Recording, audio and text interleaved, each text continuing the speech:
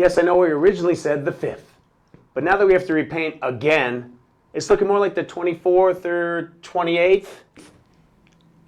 Well, I know you don't like staying in a hotel. Uh-huh, yeah.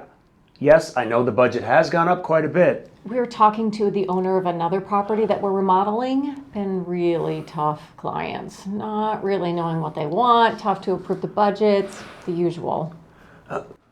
I remember saying that, but it did rain those few days, so it pushed us back a bit. I don't think I would have said that. Oh, you recorded it on your phone? Well, then I guess I might have said it then? Oh, honey, remember to ask them about the doorknobs? And we do need a decision about the doorknobs.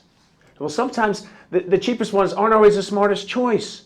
You want something with quality that lasts. Uh-huh. Okay. We'll go with the cheaper option. Honey, don't use cheap. Use more economical.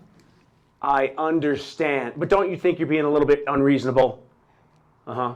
But Mom, at least think about it. I know Dad will love the office painted purple.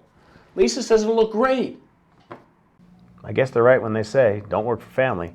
My parents are really busting my balls. Honey, I told you it might be a really hard job to do. Well, they're just really watching their pennies. Honey, they're loaded. I know, but they're always on the prowl for a deal. You are already giving them wholesale pricing. We're not going to make a cent on this project. Well, it'll help build the portfolio.